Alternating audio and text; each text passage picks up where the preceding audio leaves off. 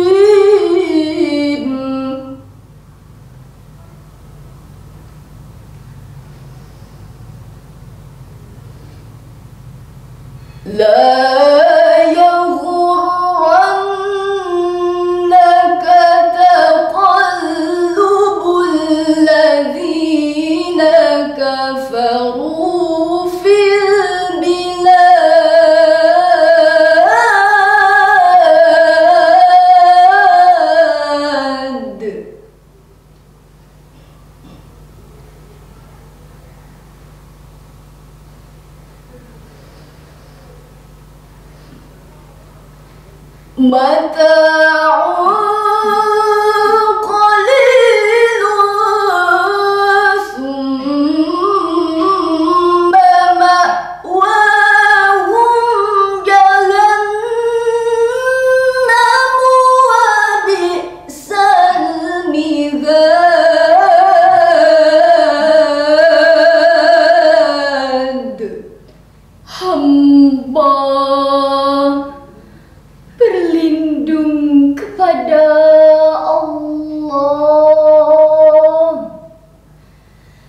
dari godaan setan yang terkutuk.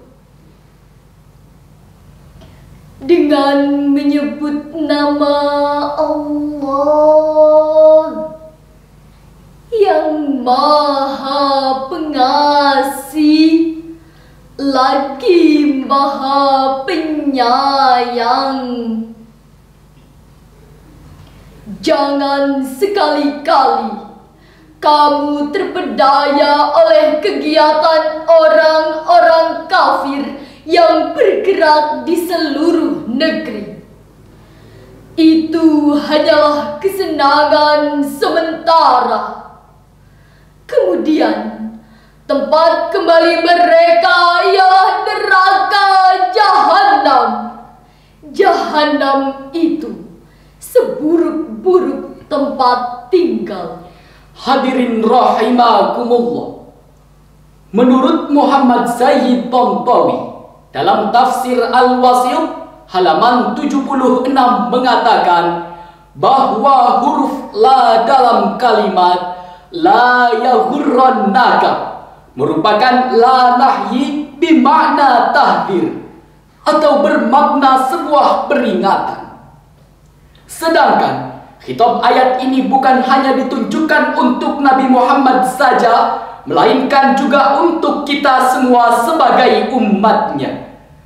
Al-khitabu lin-nabi sallallahu alaihi wasallam wal muradu minhu ummatu. Khitabnya kepada Nabi Muhammad, tapi yang dimaksud adalah umatnya.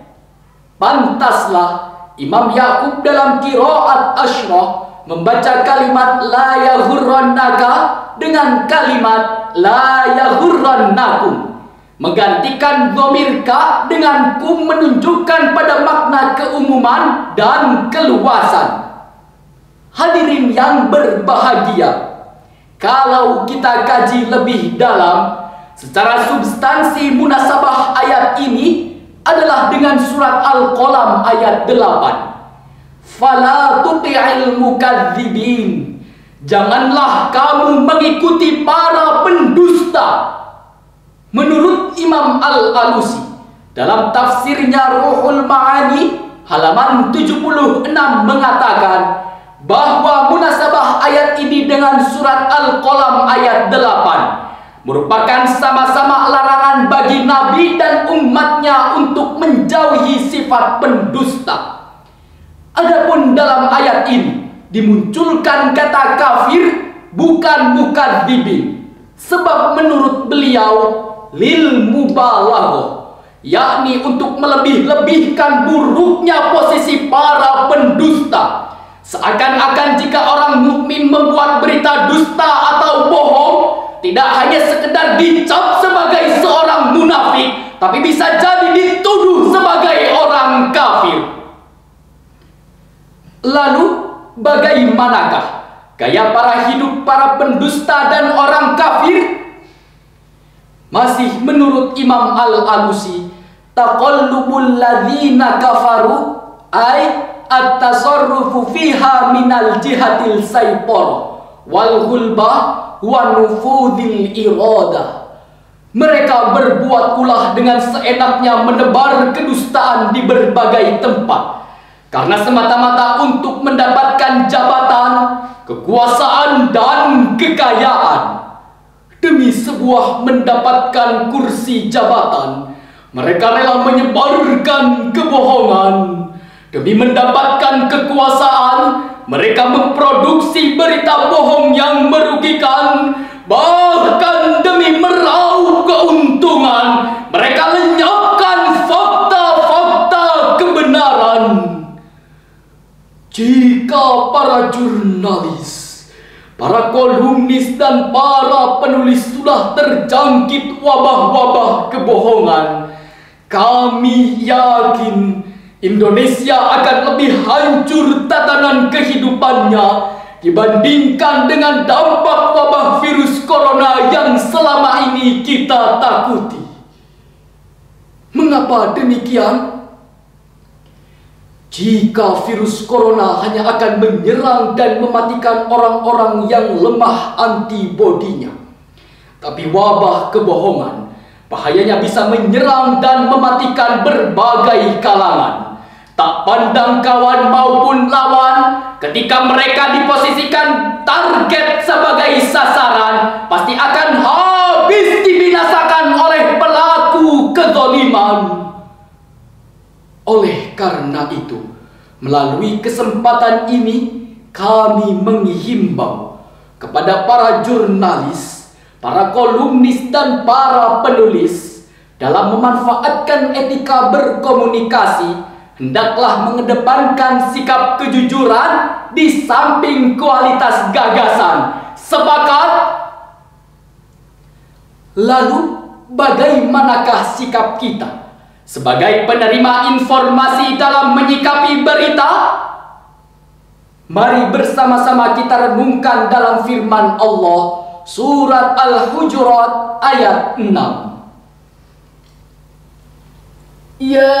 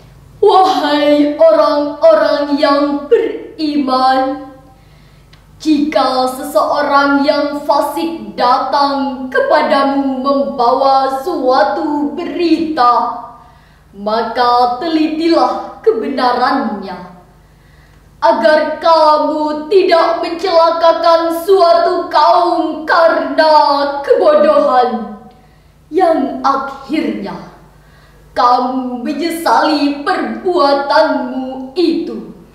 Hadirin yang berbahagia, Imam Qushairi dalam tafsir Qushairi halaman 516 mengatakan, wa fil ayah isyaratun ila tarkil istima' ila kalami sa'i wan namami wal maghtabi linnas.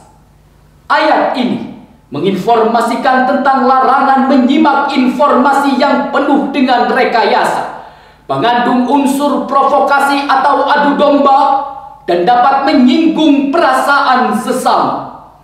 Sedangkan menurut Nasr bin Muhammad bin Samarqandi, atau yang lebih terkenal dengan Imam Samarqandi, dalam tafsirnya Bahrul Ulum halaman 516 mengatakan, fatabayyanu ay wa ta'arrafu wa la tu'ajjilu. Sedangkan yang dimaksud dengan fatabayyanu merupakan himbauan kepada kita agar terlebih dahulu memastikan kebenaran berita serta jangan tergesa-gesa mempercayainya. Dengan kedua penafsiran ini, sangat jelas bagi kita bahwa salah satu etika untuk menyikapi maraknya informasi dan komunikasi adalah dengan melalui sikap selektif dan reaktif. Selektif memiliki arti ketelitian dalam memilih dan memilah berita yang benar. Sedangkan reaktif adalah terlibat aktif untuk menelusuri kebenaran informasi. Dengan kedua sikap ini, pastilah kita akan selamat dari ancaman hoax dan berita bohong. bukankah sebagai insan beriman, agar tidak mudah begitu saja menerima informasi walaupun datang dari sesama rekan profesi, apalagi datang dari orang yang berbeda ideologi, karena khawatir akan merusak tatanan negeri ini. Apalagi di zaman sekarang, ketika para pakar komunikasi menyebutnya sebagai post-truth era. Era di mana kebenaran informasi tak lagi bisa dijadikan sebagai tumpuan. Semua hanya berpatokan pada harapan dan kepentingan. Maka ajaran Al-Quran ini patut kita jadikan sebagai landasan strategis sekaligus landasan teologis guna membangun etika berkomunikasi dalam teknologi informasi. Oleh karena itu, melalui mimbar Syarhil Quran, kami menghimbau kepada siapapun yang terlibat dalam komunikasi, pembuat berita, pemilik media, dan penikmat berita. Meskipun bidang dan profesi kita dalam bidang tersebut tidak akan mendapatkan keberuntungan jika di dalamnya terdapat unsur kebohongan dan kedustaan, sebagaimana Allah Subhanahu wa taala menegaskan di dalam Al-Qur'an. Surat Yunus ayat 69 sampai 70. Qul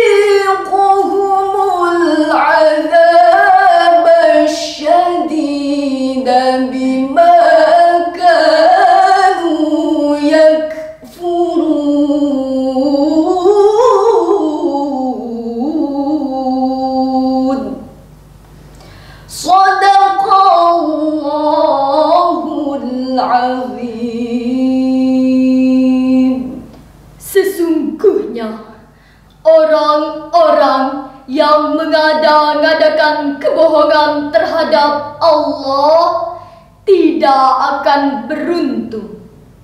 Bagi mereka, kesenangan sesaat ketika di dunia. Selanjutnya, kepada kamilah mereka kembali. Kemudian, kami rasakan kepada mereka azab yang berat karena kekafiran mereka. Maha benar Allah dan Maha Agung. Dewan Hakim yang kami hormati, hadirin yang berbahagia.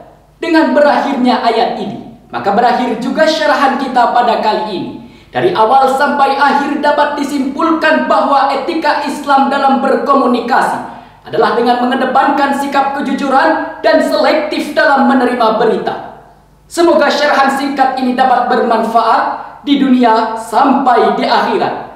Sekian dan demikian. Wassalamualaikum warahmatullahi wabarakatuh.